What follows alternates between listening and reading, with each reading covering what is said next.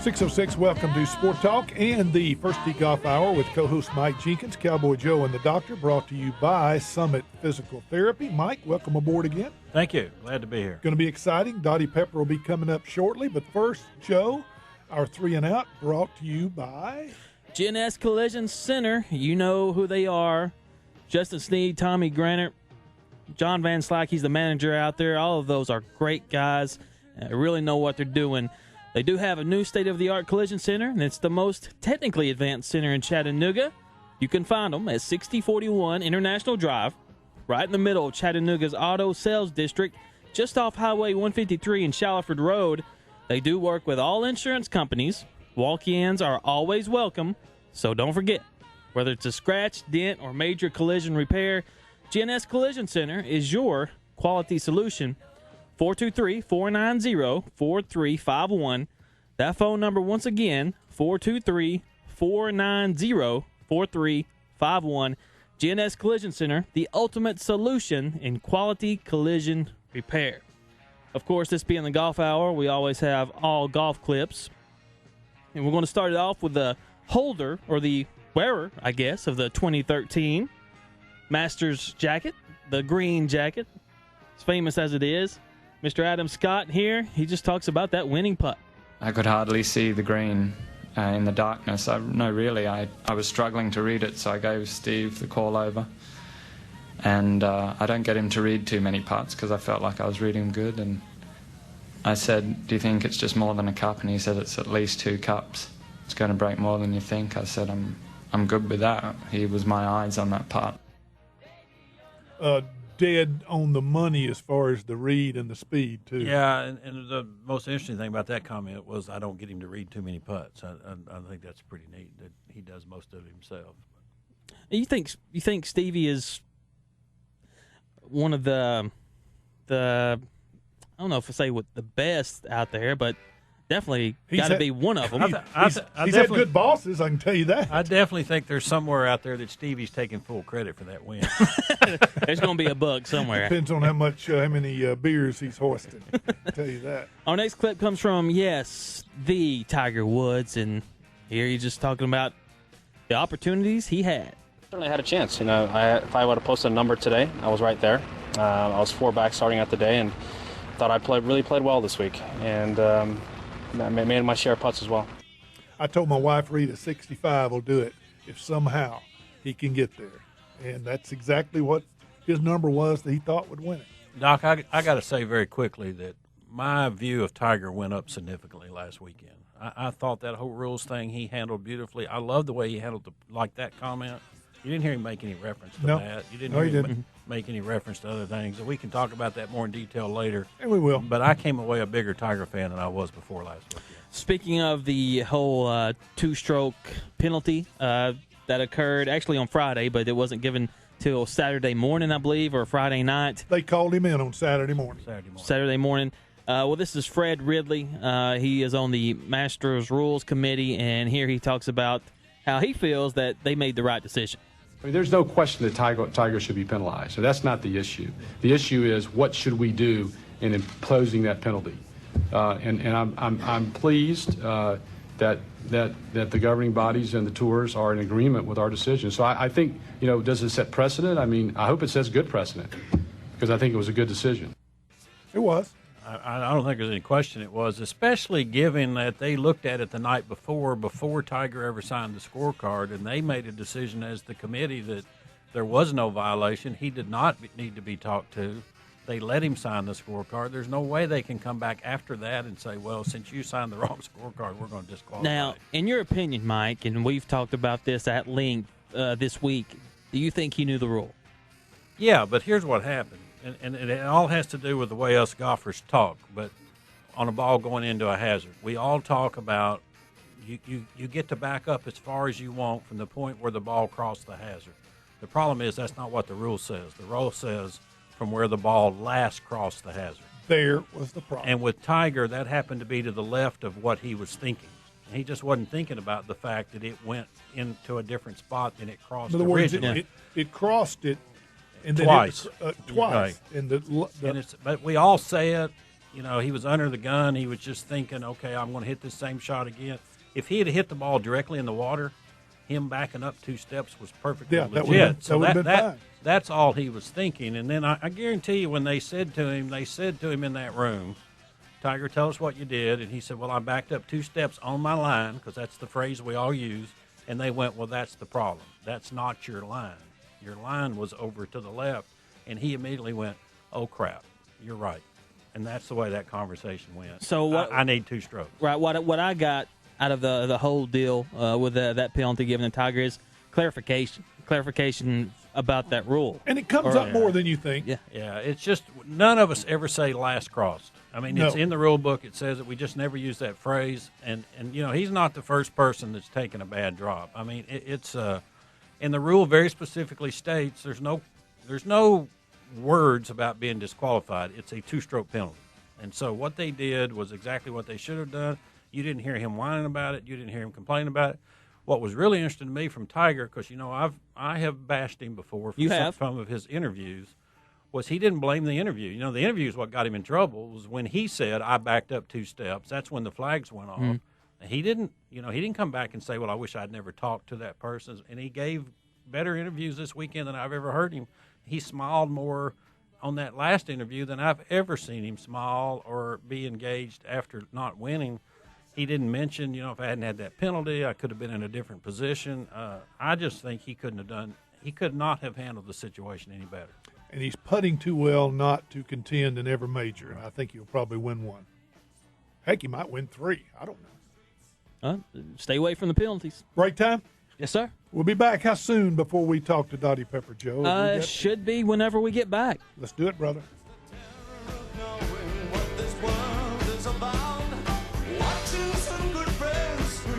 This portion of the Golf Hour brought to you by Jason Randall's Transmission, 508-8621, Total Transmission Care. They specialize in repairing and rebuilding transmissions only. That's why they're good at what they do. They service and repair more transmissions than anybody in Chattanooga. They service any maker, model, foreign or domestic. They offer a nationwide guarantee, convenient to downtown. They're open Monday through Friday, and you be sure and tell them that Sport Talk sent you. 617, welcome back to the First Tee Golf Hour, brought to you by Mike, a great organization. They're on board with us for the first time, Summit Therapy, and doggone great people. Great people, program for golfers. People need to check it out. We're going to do a show in a couple of weeks just on physical fitness for golf and have them in here talk about injuries and what they're doing with the Titleist Performance Institute program for golfers and so forth. And it's just so good at both ends. It's great for young people to learn what they're teaching on the front end. It's good for some of us more experienced people on the other end to senior golfers. Is that what you're talking about? Yes, that would be us. Super senior. I love that. How about Dottie Pepper? We got her on the line. Oh, she's ready to go. She ready to go? All right, Michael, do the honors. 17 wins, including 2 major championships. My favorite stat, still holds the record for the lowest 72-hole score, 19 under par in a major on either the LPGA or PGA Tour, followed by 8-year on-the-air analyst for NBC Sports, Dottie Pepper. Welcome to the First Tee Golf Hour in Chattanooga. Thank you very much, and I think I should be the one that it's coming in to take advantage of your Titleist TPI. I'm a walking wreck. Well, I know it did cut your career a little bit short, but you sure had a lot of wins while you were out there. Dottie, I had a great time playing. I can promise you that. I couldn't tell you were a walking wreck when you were out there on course. I tell you, you got to be in pretty good shape to do that. Well, the belt's not light, but there's not a whole lot of twisting motion in there. That's where I get myself in trouble. I think one of the highlights of your career to me, I mean, I watched you play so many times, but when you broke down that last march up the 18th fairway, is that fair to say a little bit? I might have had my stuff together a little bit better had they warned me this was going to happen, but I went into that completely cold. I had no idea. Well, probably my dearest friend in all the broadcasting that I've done, Jimmy Roberts, was going to do what he did. And I'd had dinner with him the night before. The dirty rat never spilled the beans. He's pretty good at that sort of thing. That's amazing. Yeah, he's pretty good at that storytelling thing. Hey, Dottie, there's about 1 million things we'd like to talk to you about, so let's start with current and kind of work backwards. So I'll read a quote as you left NBC Sports where it says, Dottie has decided to leave her role as the most prominent female golf analyst and join the PGA of America's Board of Directors where she can work on developing junior golf programs.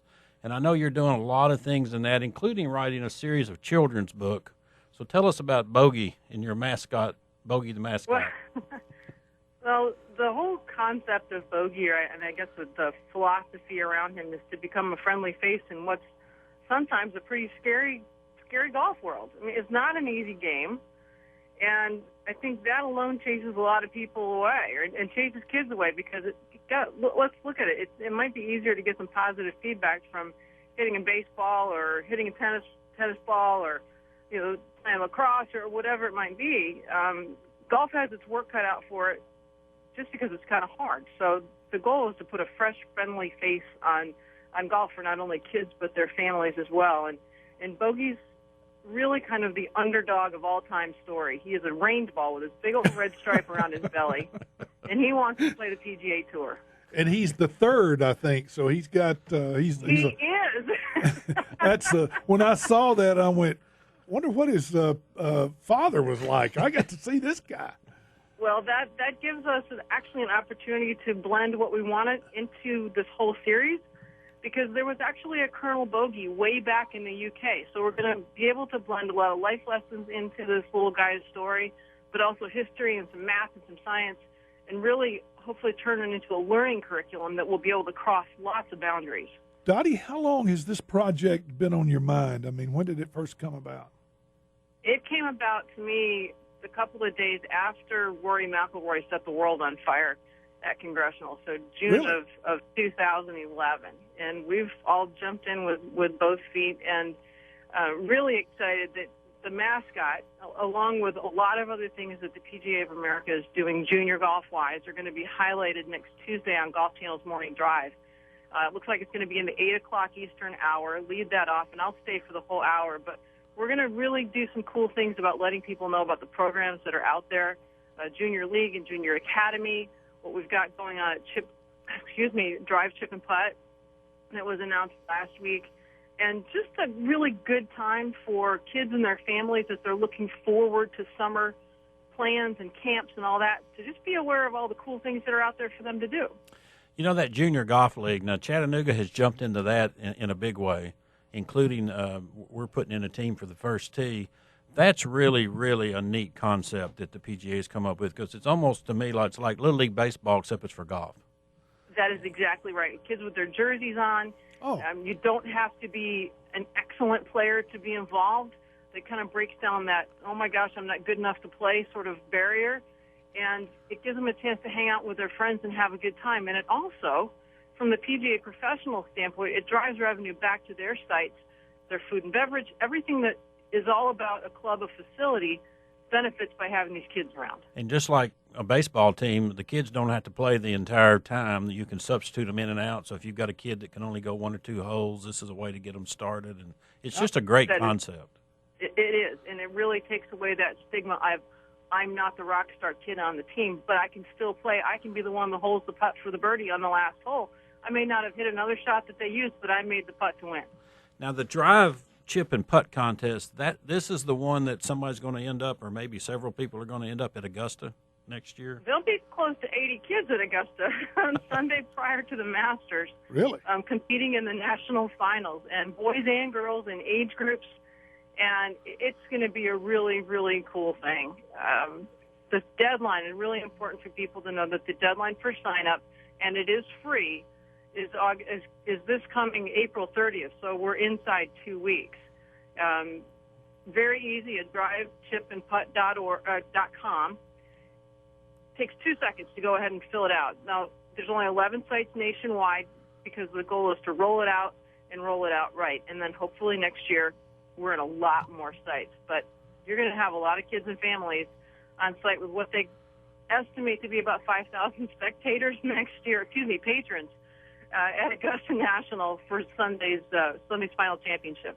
You know, it's interesting here in Chattanooga, our kids are going to have the opportunity twice. One, they can go sign up for this and they can go to the closest site, which is not in Chattanooga. But we're also having a kind of our own drive, chip, and putt contest being run by our Tennessee Golf Regional Director, and that kids can participate in locally if they're not able to go do that. So hopefully in the future we want to become one of your sites. And good on you for doing that. You bet. It's kind of one of those lessons I've learned just in the 6 months that I've been on the board is that, you know, the 41 sections across the country, not every program fits for every section or even every chapter. And when you have people like Eddie Ainsworth in Colorado and obviously in your section in Tennessee that see the opportunities that fit for them and they run with them, everybody wins. Dottie, back to your career, one of the most fierce competitors I've ever seen. Those eyes remind me a lot of Pat Summitt, and the glare that, and I'm not kidding here, but I know your career was cut short by injuries, but you are going to be an assistant captain at the Solheim Cup. Is that correct? That's correct. I've been fully vested here as an assistant since July 4th. So we're going to see the fierceness of Dottie Pepper once again. Well, hopefully you won't have to. hopefully we'll have this monster league going into Sunday and be able to really enjoy the singles. But it's gotten my competitive juices flowing again. And this team, because they were beaten, this American team, beaten in Ireland 2 years ago, Meg Mellon and I, and Laura Diaz now as the second assistant, have to do zero to inspire this team to go out and change what happened in 2011. They are fired up and ready to play and looking forward to playing on a home soil. And they are also very aware that an American team has never lost on home soil. So they're defending their turf and trying to get their cut back all at the same time. I'm always intrigued by who picks out the outfits, and I'm gonna give the Solheim Cup people credit. Sometimes the men come up with some god awful stuff, but not you guys. You guys are always classy. It's red, white, and blue, and it looks good. I'll never forget. Was it Crenshaw with that awful? Yeah, that was up in Boston. Shirts, but it may have been awful, but it worked. Yeah, it did. I'll give him credit for that. But have the outfits been picked out yet and all that stuff? The outfits have been picked out. Antigua Sportswear is our partner for that, and they, for the very first time, really came to the captain with a palette of what they could offer, and it was, at Meg's insistence, all red, white, and blue. So I'm not going to give you too many cool, little tidbits, but I can promise you it's going to be red, white, and blue for the days of play. It's been customized to the team, and there's actually a golf dress as an option. Wow! Did you go through Paula Kramer to get this done, or? Well, we do have 5-star consultants on this team. I can promise you that. Well, and your personal record was about as good as anybody. I think you won 70% of your matches in the Solheim Cup, if I'm not mistaken. I didn't like to lose wearing our American colors. You didn't like to lose any time. I remember that. I got to ask you this: when Mike told me he was going to get you on, and I said, at last, someone I'm going to ask this question to, and I don't think I'll get a no comment. I don't know what the answer will be. The onslaught of the Asian girls. Mm-hmm. How have they done this, Dottie? I've never seen any. They've done it finding it in the dirt. I mean, these girls work their tails off. And, my concern for them as a whole person is that their golf careers will be short-lived because they don't experience a whole lot of other stuff away from golf. And you saw what happened to Sayri Pak when she basically said, I'm burned out and I hate golf. And I think a lot of them have started to realize that you can't live it 24/7 and be successful at it for a really, really long time. You have to have another life, and she is living proof of that. And she's so iconic to all of them that they're all paying attention. So I applaud them. They have put a new stamp of what it means to work hard on the LPGA Tour. And honestly, I don't think we've even seen the tip of the iceberg yet because we haven't seen the impact of China and all of these podium sports that are supported by governments and how that will continue this explosion. Where did the instruction come from originally, Dottie? That's what mystifies me. I mean, these girls are so mechanically sound. They are, and you can thank the world of video for a lot of that. Okay.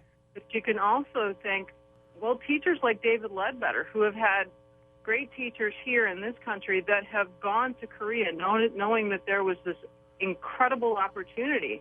So you've had quality teachers from the United States and from Europe as well go to Korea and set up their own academies and set up ways for these players and their families to learn what it takes to become a great player. They've seized an opportunity and really taken advantage of it. All right, on the other side of it, and I'm an American, and I pull for the American girls. It's only natural. Of course. And I know injuries. I know Paula's been hurt a little bit, but with the exception of Stacey Lewis, is anybody going to battle these girls? Oh, I think there's a very strong crop of American girls coming out. I have, with what I've seen at the Junior Solheim Cup team, what I've seen just getting more involved in PGA Academy and the PGA National Junior Championship, there's a long list of great American players. I think as Americans, we present our kids with lots of options and kind of let them tell us what they love to do. And it's not always golf. So I think while we have this large talent pool, there's a lot of them that just don't love it. And you have to love it. You really love do. it in every way possible in order to succeed at the ultimate level. And there are players out there, but the other side is you got to be meaner than dirt to get it done too. Right. I agree.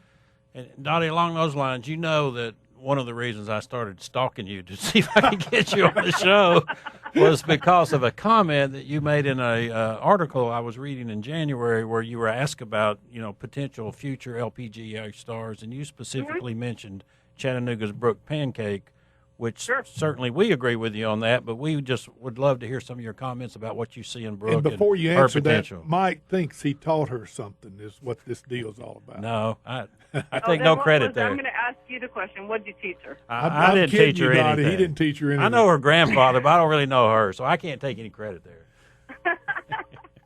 She's a good player, though. I'm gonna start by saying Brooke Pancake has already come into the Solheim Cup conversation, and it was a conversation we had toward the end of 2012, beginning of 13, when you're trying to look at players that might do what Paula Creamer did in 2005 and make it from the outside. I mean, Paula only had a half a year to qualify for the Solheim Cup team that was at Crooked Stick that year, and she did it. So the lesson learned going forward for captains and assistant captains from that point is don't put your blinders on and just look at who's on your list right now. It was to expand about who the hot shots are coming out of the qualifying school, and Meg Mellon had zero qualms about putting Brooke Pancake on the watch list. Wow. So that's where it came from early on. And, of course, with Mick Potter being at Alabama, who I played for 4 years at Furman, and then when he made the jump over to Alabama, I've watched his girls. I've watched his players. We've stayed in good touch over the years. He was actually in the commentary booth with me last year at the Women's Open when I think he had 3 players in the field. So we've stayed in good touch. And I think anybody who goes through a Mick Potter program, he's not going to put any players on his team that can't play, and she can flat play. Dottie, I'm not going to throw off on the American men here, but are there certain players that have that killer instinct, match play, personality that's so important to be a Ryder Cup, Solheim Cup player? I think so. And then part of it is embracing the really odd nuances of match play. And chief among them is the fact that you may outscore your opponent and lose the match. And that was something I really had to get over. And it wasn't until I played for Joanne Carner in 1994 at the Greenbrier that I really did get over that. And her philosophy was to go win the first hole, put them on defense, and let the rest of it take care of itself. But go win the first hole. And that's the sort of player that you would always want on your team, somebody that's going to be charged up to go get it at the very beginning and never let go of it. I know the Americans have been sometimes the captain criticized on their captain's picks, and I'm not saying veterans don't need to be on it, but boy, I sure like young blood that don't remember bad things in the past. I'm all for that. There's a point to that. You bet. I can tell you a formative experience of mine going into my Solheim Cup career was losing a Curtis Cup. I played on an American side in 1986 that absolutely got waxed at Prairie Dunes in Hutchinson, Kansas. I mean, I don't know if we didn't have enough respect for the Curtis Cup, if we didn't know what we were getting into. I don't know what it was, but we sure knew it on Sunday afternoon when we got whooped. And I almost feel like last year with the Americans losing overseas the Curtis Cup, players like Brooke Pancake, it might be the best thing that ever happened to them because they're going to know what it feels like to lose and want it even more. I can't. What are the dates of the Solheim Cup? Refresh me on that, Dottie. Have you got it in front of you, or do you remember? This is embroiled in my brain. Opening ceremonies are the 15th of August. Thursday at 4 o'clock local time. Oh. And 16, 17, 18 are the play days. Love it. Dottie, switching gears a little bit, a couple of your takeaways from the Masters. Wow. Yeah. Well, my backside was numb from sitting there for all those hours watching it because I didn't only watch the actual CBS telecast. I watched the ESPN lead-in. I watched the Golf Channel lead-in. I had it all going with that remote in my hand. I thought it was fantastic going in with all of the greatest players playing so well, and that really hadn't happened in a long time with the Tiger drama and Phil having already won this year, Rory coming off a bad start and then playing so well in San Antonio coming into the event itself, and then of course all the rulings and the kid. I mean, who can't love that kid? Yeah, exactly. My gosh, I mean, this had all of the highlight reels cooking even before the event started. And, then you get the slow play penalty and the delay penalty overnight with Tiger, and it had all the intrigue that you wanted. And then you finally get Adam Scott, who's, the heartthrob of all time. Oh, yeah. Win in extra holes.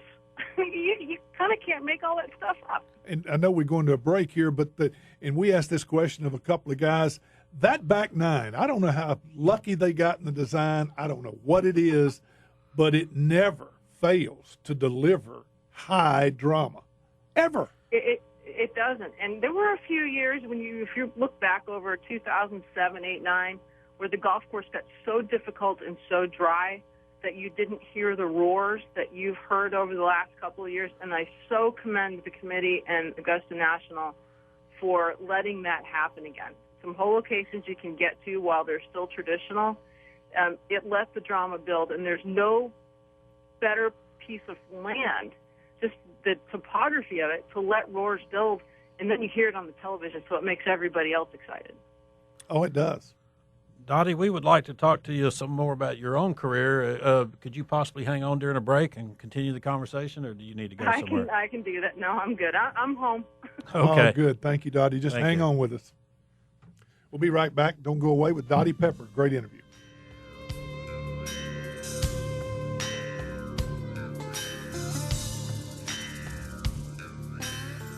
Checking your official forecast from the National Weather Service tonight. Showers and thunderstorms arriving late overnight. The low around 60. Friday, showers and thunderstorms and gusty winds early. Then showers could hang around for early in the afternoon with a high near 64.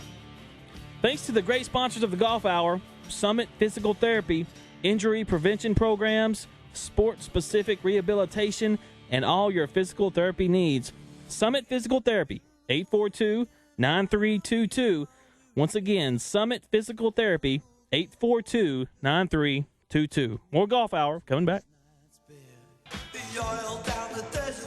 6:43. Welcome back to the First Tee Golf Hour, brought to you by Summit Physical Therapy. Mike Jenkins, our co-host, along with the Cowboy and the Doctor. And on the phone, we've got the legendary Dottie Pepper. We can call her that now. Dottie, one of the things I like to do is I'm looking at your record, and what interests me when I look at your wins are the names that jump out of who finished second. This is just to give people context of, I see names like Beth Daniel a couple of times, Chris Johnson, Julie Inkster, Nancy Lopez, Annika Sorston twice.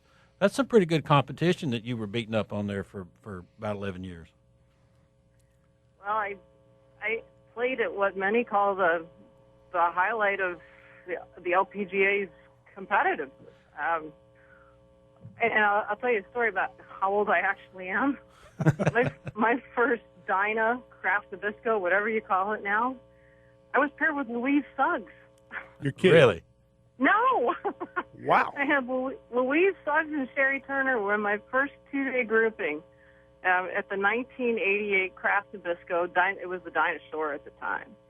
So I not only was I privileged enough to have my first Solheim Cup captain be Kathy Whitworth, I got to play with Whit and play with the likes of Louise Suggs. So what are a couple? You can, Bradley and Lopez and all of that other bunch aside, I got to play with some of the best players who have ever played golf and ones who set the standard for where the LPGA is today. That's what jumped out at me when I was looking at these names that finished second was the quality of the play back then. And so what are a couple of there's got to be a lot of things, but that always bring a smile to your face when you think back about that career during that time? Well, I went out to the Craft Nabisco. They had for the first time, they had a past champions dinner. And it was Tuesday night of the championship, and Tuesday morning was part of the youth challenge. And met at the golf club at 7 o'clock, and the stories started flowing even then. And there were a few on Monday night at the pairings party, but we got to meet our teams Monday night, and then we all met for breakfast, and then the kids went to practice, and we went to the range with them and all. But the stories really started to flow. And I was sitting there with Pat Bradley and James Blaylock and Sandra Post. And the kids wanted to know what our favorite moments were. And I always think back to, you think of Pat Bradley as the ultimate grinder. And I was actually in her grouping along with Brandy Burton when she won her last tournament to qualify for the Hall of Fame. And I have two Bradley memories. One is that she was in the tent crying her eyes out, and I said, Pat, what is wrong? She goes, I hope they let me into the Hall of Fame. I think that's a done deal. You've already won. Just make sure you sign your scorecard properly. And two was after the U.S. had come from so far behind in the 1996 Solheim Cup at Wales at St. Pierre, Judy Rankin was the captain. Bradley was dancing the Macarena on a pool table. I mean, it was just fabulous and stuff that you would never imagine would come from someone who was so buttoned up and had her act so together, dancing the Macarena on a pool table. It was fabulous. Since TV has entered our living rooms for so many years now, I got to ask you, and I don't know, is Kathy Whitworth the best ever that you've seen? Who is it? I just wish, because I didn't see her play. Kathy Whitworth. I mean, we've had this ongoing discussion as Tiger has gotten closer and closer to Sam Snead's 82 PGA Tour victories, that at some point when he gets there, and they're talking about where he goes next, that Kathy Whitworth finally gets her due because she won 88. Right. And I would challenge you to look at a piano. Take the top open, look at a piano. How many keys are on that piano? 88. One for every of Kathy Whitworth's wins. And I think that gives you a perspective of just how incredible this woman was. And it doesn't even, and the old adage about Whit was that the wind wasn't even blowing until Whit's hair moved, and that meant it was 3 clubs. It was always perfect and never a hair out of place. So there's a fun side to it, but there's the reality side of this woman was phenomenal, and she hasn't gotten her due about just how many times she won a golf tournament. I've seen some films, and boy, that was one great golf swing. Incredible. So and you got to, somewhere along the line, you got to go by number of wins, right? Dottie, that's what it's all about. And I do hope that Tiger gets to that point, gets to Snead, passes on, and then we can talk about Whit. He's got to chase down Kathy. Well, yes. He's got to chase her down. I mean, that's right. There's no getting around it. Sam Snead. It's Sam Snead and then Kathy Whitworth.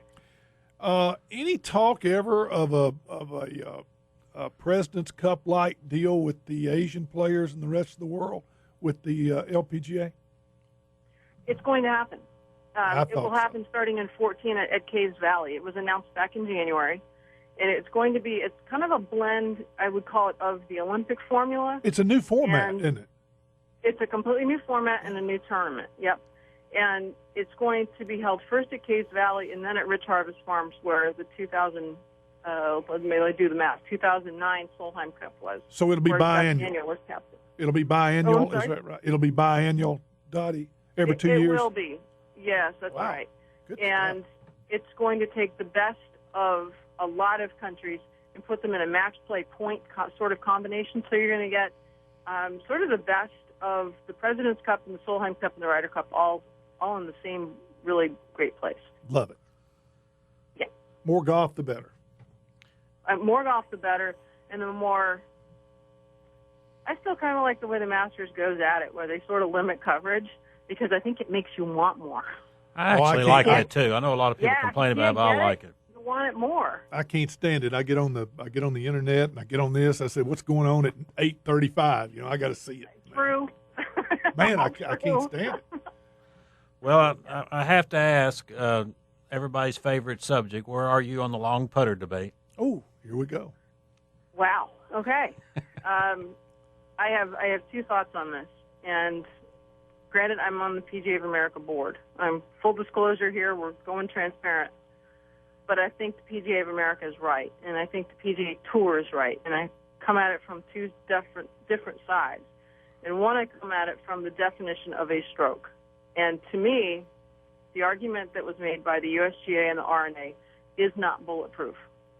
And you can't tell me that Matt Kuchar and Bernard Langer's strokes aren't anchored.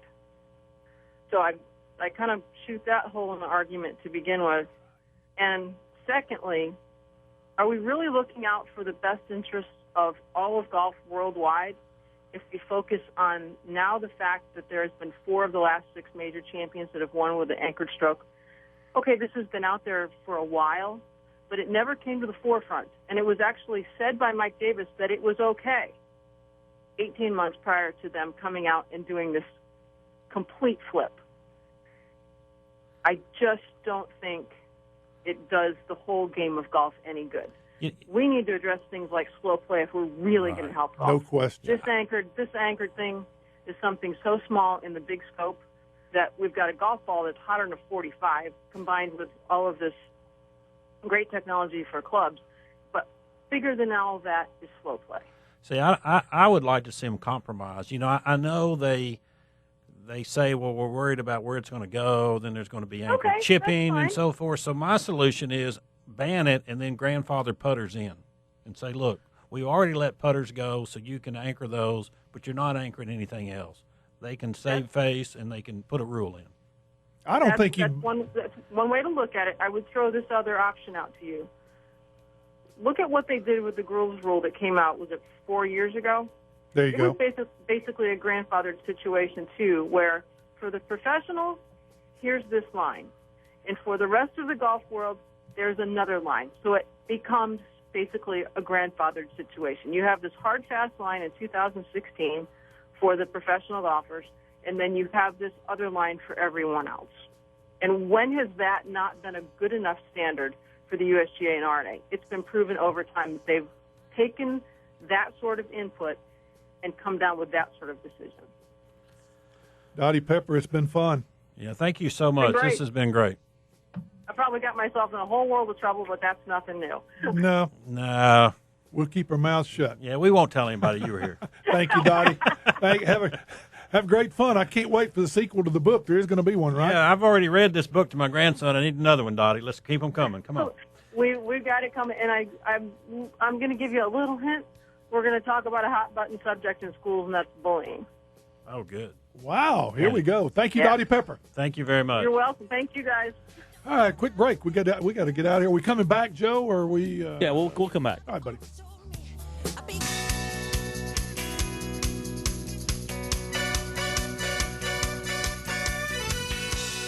All right, welcome back to Sport Talk in the First Tee Golf Hour, brought to you, of course, by Summit Physical Therapy. Mike's been a good show. Dottie Pepper was awesome.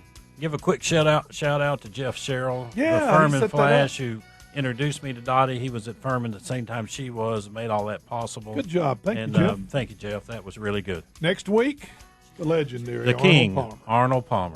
Can't Don't want to wait, miss buddy. it, folks. Scheduled to appear. We always say that. He'll be here. Atta boy.